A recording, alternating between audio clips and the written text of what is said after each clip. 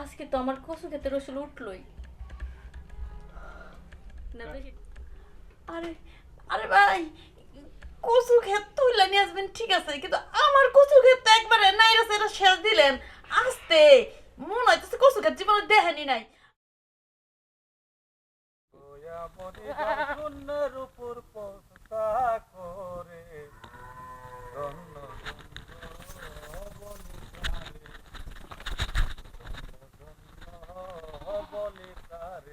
ভাবি, কচু গাছ তো মোটামুটি ভালো হয়েছে। এই ভাবি, আরে আহেন তো। এই ধরছি, এই কারণে তো কই আপনার হ্যাঁ, কচু খেতে লতিগুলা কচুগুলা যাই কোনে আর কচু ক্ষেত ভাঙ্গা করছি। এই তুই কচু খেতে করসটা কে বেরা?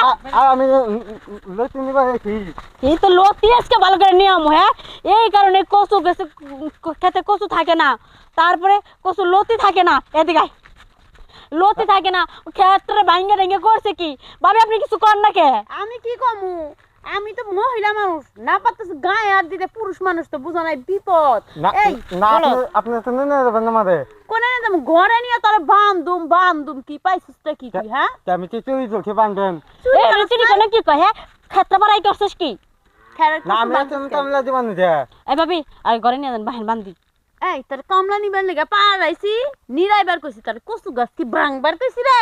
এই তোর হ্যাঁ লবে চলো। না এই ভাবি, আপনি কামলা নিয়েছিলেন কচু গাছ নিরাবার লিগা? হ ভাবি, আমি তো চোর মনে করছিলাম। ভাবি, কামড়াটা কিন্তু একটু হাবলা হাবলা, আয়না দিয়ে কামটা করি। আরে হাবলা দেহেই তো আরে দিয়ে কাম কাজ টুকিটা কি করাই। এখন তো তুমি আয়া দলা মনে করছো চোর, ওইটাই তো সময় দিলা না। এই ভাবি শুনেন না, আপনার জামাই থাকে না, আমার জামাই থাকে না, দুইজনে জামাই তো বিদেশ থাকি। এটা দিয়ে যদি কামটা করাবার পারি ভালো হইব না? আমাকে ঠেকা আমরা চলে যাবো।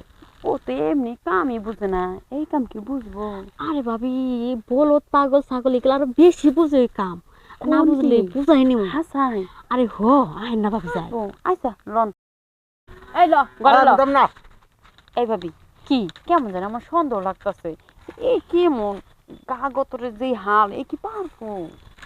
আরে ভাবি, এগুলা আরো ইনটেক, এগুলা খাই আরো বেশি মজা পাইবেন। একটা খাই দেন হাসাই, আচ্ছা আপনি যখন এত করে কইতেছেন, এই তোর শাস্তি হলো তোর ঘরে নিয়ে বাইন্দা থুমু না ভাবি? হ্যাঁ। তুই কেন কচু গাছ ভাঙলি? আই চল ঘরে নিয়ে তোর বাইন্দা তুমি ভাবি। হ খাওয়া দাওয়া নেবো এ ভাবি, আমার একটু ধরা সুযোগ দেন না ভাবি। মাথা গরম হয়ে গেছে আমার এখন।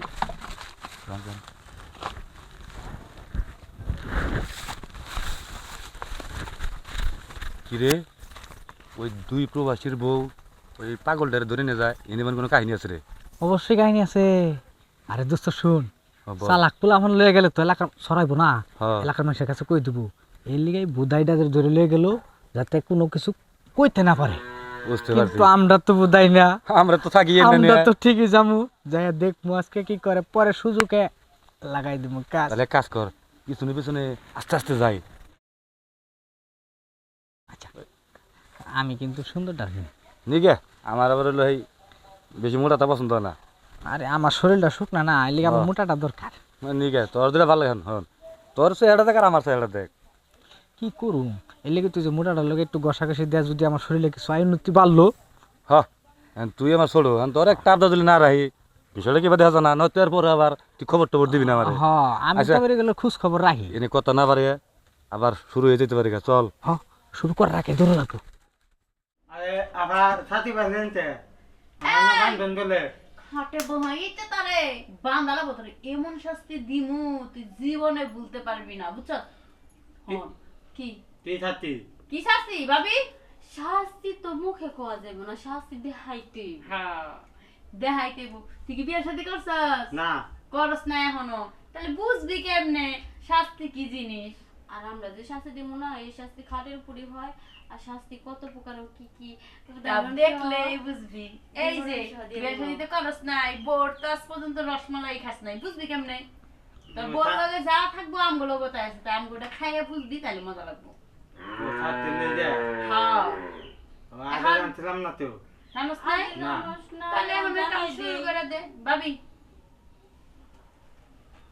ভাবি কিসে গন্ধ করে? আরে ভাবি, গন্ধ বলে ওখানে কিছু করার নাই।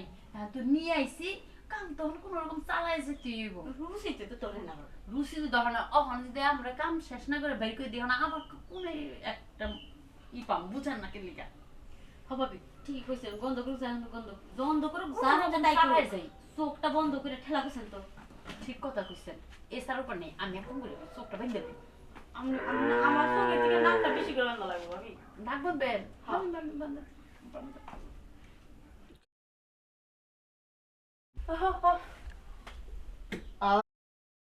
কিরে আর আমি ভিজে যাচ্ছে না তো তুমি জানিস আমি এটা বুঝতেই পারছি হারাম ছেলে থেকে বাইরে পাঠা পাঠা গন্ধ আবার একটু আইছিলাম ঠেকা কামড়া চালাবার লিগে নাক নুক বাইন্দা নিছি অনকা ভিজে গেছে গা আমার মুন্ডায় কইতা থেকে লুঙ্গি মাখায় লাইছি ঠিকই করছে কি ব্যাপার বৃষ্টি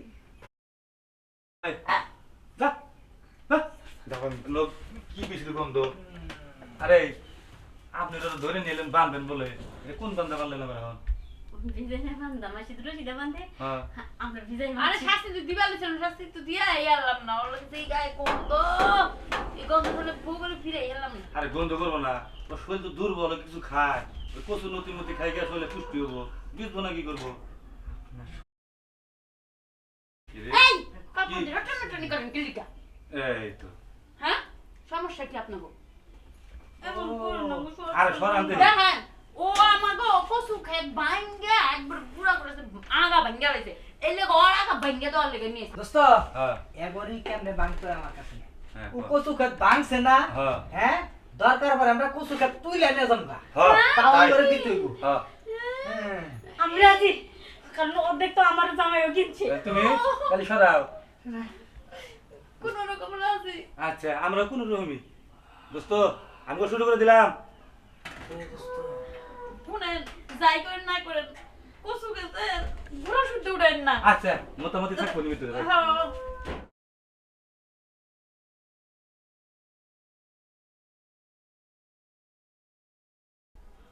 আজকে তো আমার কসু খেতে রসুল উঠলই